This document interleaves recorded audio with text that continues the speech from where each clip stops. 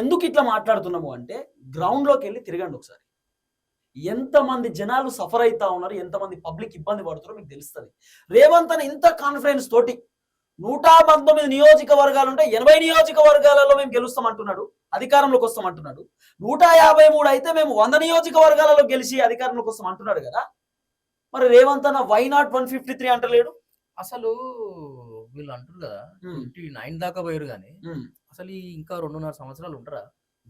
అదొక డౌట్ ఉన్నది కానీ ఉంటారులే. ఇప్పుడు ఇచ్చిన హామీ నెరవేర్చిరా?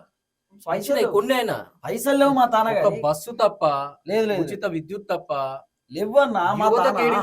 నిరుద్యోగ మా తాన పైసలు లేవక మేము ఏడుతుంటే జాబ్ క్యాలెండర్ ఎట్టుపోయింది, రైతు భరోసా ఎట్టుపోయింది, అన్ని ఇచ్చిపెట్టు రైతు భరోసా ఎట్టుపోయింది. మా తాన లేవు, మాకున్నాయే 18,000 కోట్లు. మరి ఏమి లేకుండా మరి 20,000 ఎట్లా పోతారు మీరు? మా తాన 18,000 కోట్లు ఉన్నాయి మా కాంగ్రెస్ తాన.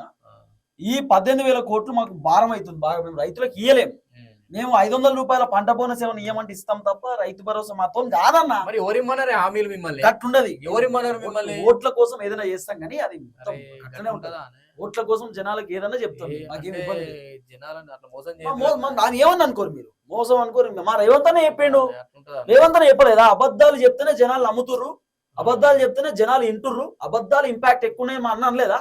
మోసపోయే అన్ని రోజులు మేము మోసం చేస్తూనే ఉంటామని మా అన్నయ్య చెప్పిండు కదా. అంటే ఇప్పుడు ఓట్లు వేసిన వాళ్ళే మాకు అవసరం లేదన్న తప్పు. మాకు తెలియదు, మేమైతే అధికారంలోకి వచ్చినాం.